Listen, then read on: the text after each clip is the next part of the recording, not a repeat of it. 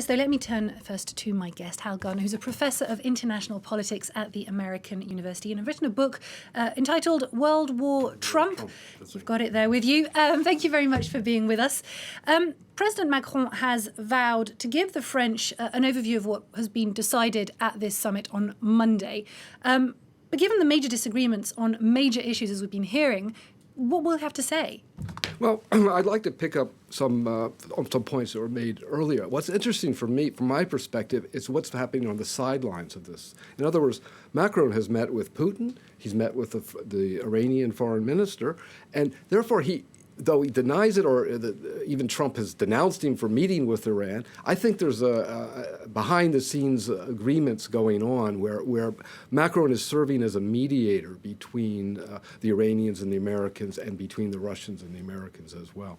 Now, first of all, as was mentioned, the JCPO, the Iran nuclear accord, he's trying to get a deal to keep get Iran and Europe aligned so that Europe can invest and Iran will continue to not to enrich uranium, and this he hopes he'll be able to sell to Trump. So that could be a positive thing, but we won't know that at the end of this. The other is a deal with Putin over the Crimea. Now, Trump has gone on the record by saying that he wants Russia in the next G7 to become the G8 again, but if Macron can arrange something behind the scenes, it will look, I think the rest of the G7 will accept Russian presence once again, but it has to be done in a way that Russia makes concessions in exchange for some sort of sanctions, and in exchange for some sort of deal over Crimea, and an ending to the support of the militarization of the eastern Ukraine. So we could have some progress on real issues. Now, on the other hand, he already has set up some things. Gender inequalities has been discussed. He will probably make some deals for inequalities between the French, the Europeans, and the African states, because he's meeting with those, and these are probably all already in the works behind the scenes. So there may be some concrete proposals. Also, my favorite is probably the fashion. The fashion industry's take on the environment. Yeah, the environment, and getting 150 companies to sign on to the realization that the fashion industry and the textile industry is highly polluting and needs to change its behavior. And that's not just ecological behavior, but perhaps in terms of hiring in Bangladesh, et cetera, and really building that industry and building a positive image of that industry, because it's got the world's the world sees the fashion industry but doesn't know the dirt behind the scenes. Absolutely. What would you say is Trump's agenda going into this summit? Last summit in Canada, in Quebec, ended pretty much in mayhem with no communique. So this one won't have a communique. Right. It's been decided ahead of time. But what has Trump learned from that? Have his counterparts learned from that? Well, Trump was a bull in a China shop, and I mean he was just horrible in the way he switched his opinion at the end and insulted the Canadian Prime Minister. I think this summit, he's got something else to worry about. He is worried about re-election next year. And if he is shown as too extravagant, now, of course, he has a certain audience he has to play to, the United States. But he has to be seen as working out some deals, because he's talked all his career about being the deal maker, and his actual historical career is not very good about making deals. So he has to come up with some positive things in this summit. Now, that may, in Trump's own way, he won't want to admit too much of a compromise, but that may be, at least he'll put a more positive face on it. And certainly that luncheon discussion he had with Macron, we have some disagreements, but we're really, we know each other really well. We're friends. So, and that's an American way of, anyway, kind of pushing the person in the corner. But I think he can't make it as much of a disaster as last time. I'll put it those terms. And he's perhaps also less unpredictable now? Well, I think it takes any president about 2 years to really understand the role. I mean, this is why I've argued for a single-term presidency, but that's another issue with an extended 5 to 6 year position. But he's getting into it. He's probably better able to, he's met all the major players. He takes pride in the fact that he's making personal deals with them. And therefore, he's a little more comfortable now since he's met them and can probably deal with them and understands their positions a little bit better. So he should be a little more relaxed in the way he handles their opposition to many of his outrageous policies by not supporting not believing in global warming, supporting Bolsonaro in Brazil and things like that. So, but Macron, again, that's another one. Macron he also confronted Bolsonaro in Brazil, but he has proposed that the French work with the Brazilians and with NGOs and other groups in order to deal with the crisis that's literally burning the lungs of the planet up at this very moment. And obviously, the issue here is for the G7 leaders to work together to handle some big issues. Right.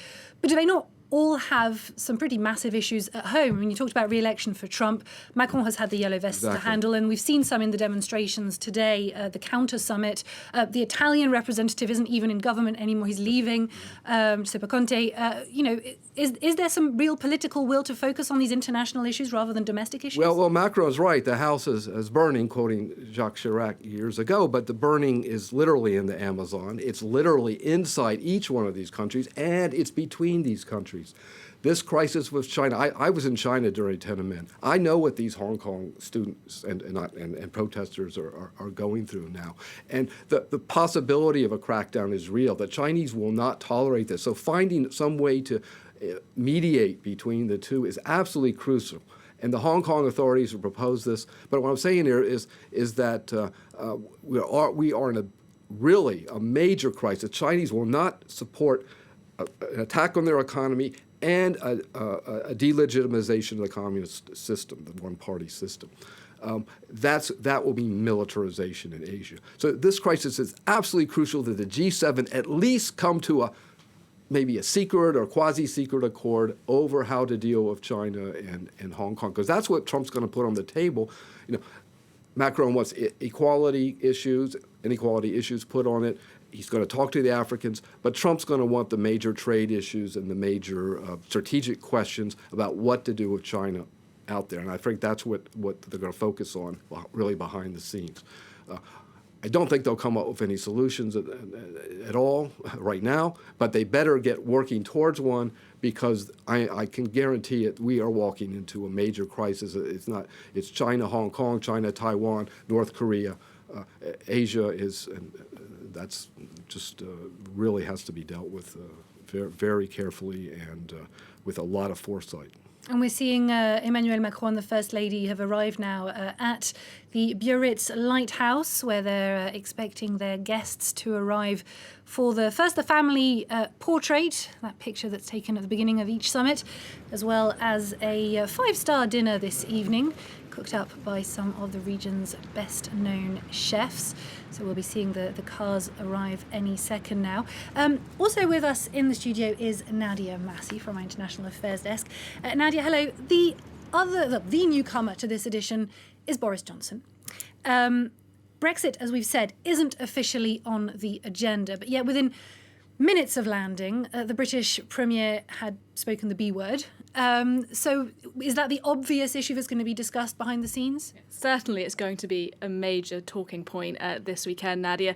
As we've just heard, there is a real pressing list of items that are on the agenda: Iran, trade, the environment. Brexit, not officially there, but let's be clear, this is not even lurking behind the scenes. It has already come up in those early press conferences. Donald Tusk, as soon as he arrived, he is the outgoing EU Council President, said to Boris Johnson, kind of opened the spar by saying, I hope that he won't become a no-deal Prime Minister. Boris Johnson lands then in Biarritz a mere hour later, throws that back to Donald Tusk and says, well, actually, I think that he's going to become the man who's responsible for no deal. He'll be Mr. No Deal if no consensus is found by October the 31st. Now, I think their tone is kind of jovial enough, but on Brexit, don't expect a breakthrough here at all. We know we've been stuck in this stalemate on Brexit for 3 years now, and Donald Tusk today really echoing what we heard from Emmanuel Macron and Angela Merkel earlier this week when Boris Johnson went to see them, that if there is to be a new idea to solve those problems around the Irish border, that backstop we keep talking about, it is the responsibility of the United Kingdom, of Boris Johnson, to come up with that idea. And I think Hal Gardner is absolutely correct when he was saying earlier, This summit is not necessarily about the big meetings that will take place. It's about those private conversations, about the bilateral meetings. And it may be that when Donald Tusk and Boris Johnson sit down together, perhaps there is a bit of language that they can work on, something that may be able to move this conversation on Brexit forward a little bit before October the 31st. But personally, I'm not holding my breath of any particular kind of breakthrough. And we've seen Donald Tusk arriving there, the first to arrive at this dinner party in Biarritz, which is quite telling in itself. He is the first guest to be greeted by President Macron. We're enjoying the view there. Now, it's Johnson's first appearance at a major international event such as the G7, Nadia. What is he expected to bring to the table of international issues and these foreign leaders? He's not an unknown person to anybody here, even though this is the first time he's coming to this summit as the UK's Prime Minister. He used to be a journalist in Brussels. He was the UK's Foreign Minister before he took on this job. He knows these people in the room. But I think the question is, which Boris Johnson will we get this weekend? And does he shift the balance of power at that negotiating table in favour of Donald Trump? The US president has, of course, called him Britain's Trump and is hoping that perhaps he's found an ally on the far right, on those issues that really divide Trump from the rest of the G7, on the environment, on Iran, on trade. So far, though, perhaps with Brexit in mind, Boris Johnson has made it clear that he and Trump aren't natural allies, at least this weekend on the plane over. He made some comments to reporters there saying that that tit-for-tat trade war between the United States and China is concerning. It was, in his words, not the right way to proceed on trade issues. But of course, Boris Johnson has an extremely difficult diplomatic tightrope to walk in the next couple of months. He wants to be very clear to Europe that the UK will still be a friend of Europe after it leaves the European Union, but also he needs to have a good relationship with Donald Trump, because what is better PR for Britain after Brexit than a trade deal with the United States? And Donald Trump has suggested that the way that might happen is if the UK would back the United States on its strategy towards Iran. Now, for the moment, Boris Johnson hasn't suggested anything like that. He's remained very clear that he stands with Europe on the Iran issue. But could there be a bit of flexibility on that in his determination to try and find a deal? We'll have to wait and see. We'll have to wait and see how things go tonight. That dinner, the seven of them sitting down together to discuss perhaps Brexit, among lots of other issues. Gardner, is Boris Johnson an obvious ally for Donald Trump, or not so much? No, he has domestic constraints. The British people do not like Donald Trump. He cannot look like he's Donald Trump's puppet, as Bush was seen, as Tony Blair was seen as to the United States and George Bush. And therefore he has to make a stand. I'm glad you pointed out the Iran. I think it's in the European interest to make sure the JCPOA and the Iran nuclear accord works. And I can't see Johnson moving too far away from that accord, despite Trump's pressure. It's Trump that's got to change his policy. I talked about disaster in Asia, but disaster in Iran, a war between Saudi Arabia.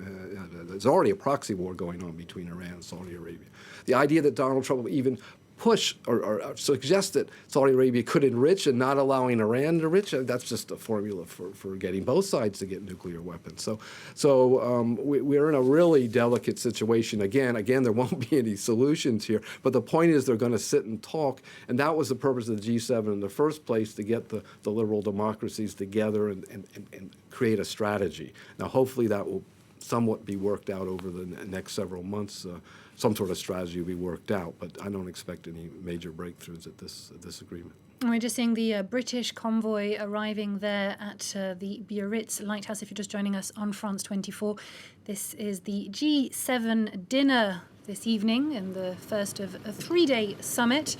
The first day that was largely about meeting and greeting, and a few sideline meetings between first the US and France, but also Boris Johnson and his Canadian counterpart Justin Trudeau, as well as with Angela Merkel. So Boris Johnson arriving there for that dinner, and we'll be taking pictures later with all the leaders taking part in this summit. And these two men met earlier this week, Nadia. What did we learn of their rapport? I don't know whether we can quite call it chemistry. They're certainly having a good go at it right now in front of us. We just saw Boris Johnson getting out of the car. Going in the wrong direction. The wrong way. Was it a ploy for the cameras, or did he really do that? They made Macron laugh. Who knows? He made Macron laugh. Perhaps that's the goal. It kind of made me laugh too, to be honest with you.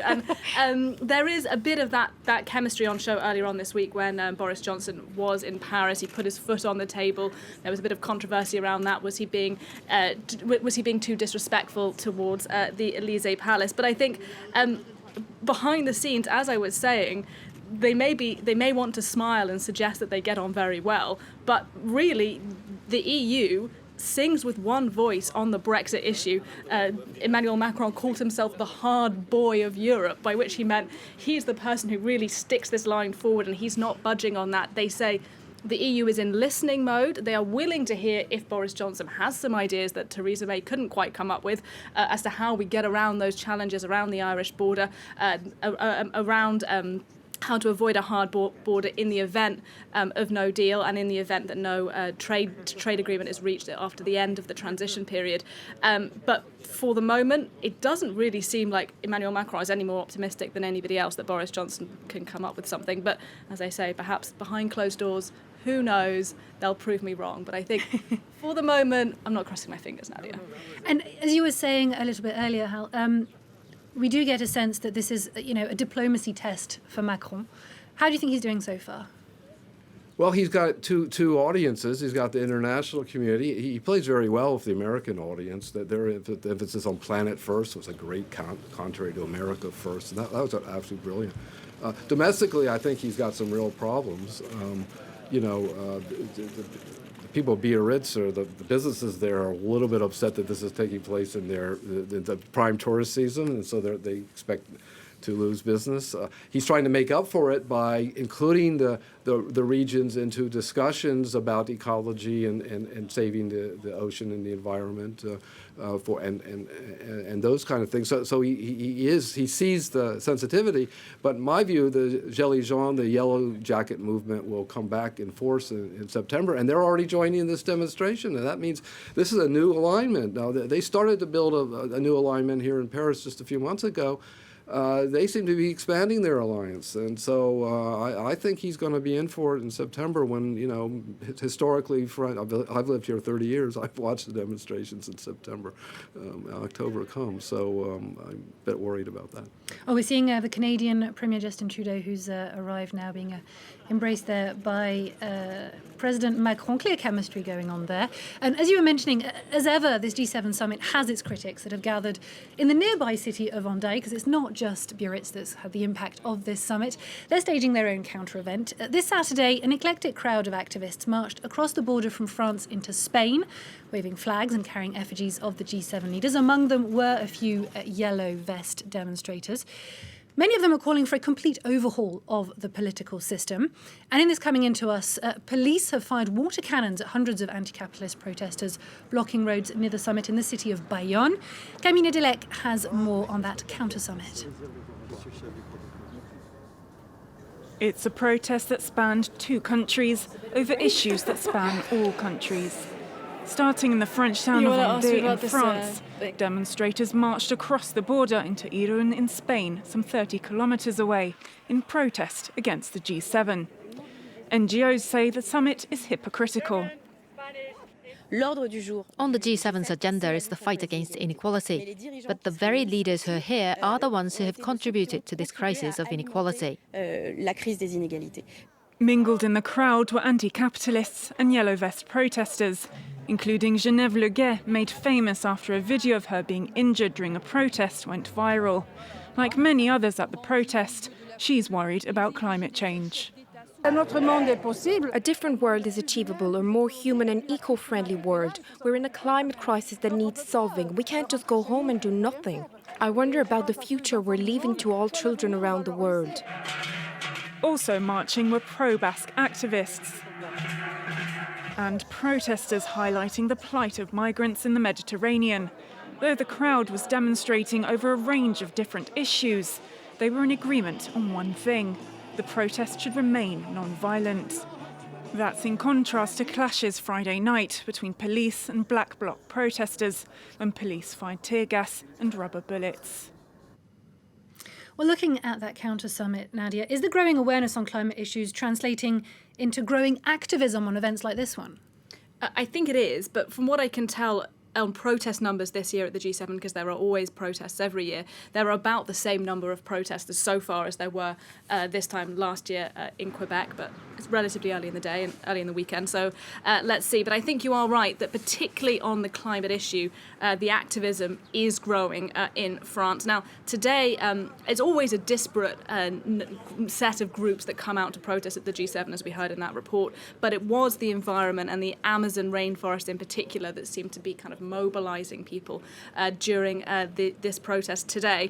And what's interesting there is Macron and the protesters kind of, they're singing from the same hymn sheet. They agree, but often Emmanuel Macron is perceived here in France as somebody who says all the right things on the world stage, is leading the way internationally when it comes to trying to combat global warming and climate change, but isn't doing enough here in France. They say he's all talk and not enough action. Those attempts, for example, to introduce that fuel tax in response to his concerns about the environment backfired very badly for him, because that sparked the Yellow Vest movement here. He then had to pull the fuel tax altogether. His environment minister, Nicolas Hulot, a kind of celebrity environment minister, quit spectacularly last year and accused him of not doing enough on the environment. So there is that tension then between the way that Macron is perceived on the world stage when it comes to the environment and the way that he's perceived here.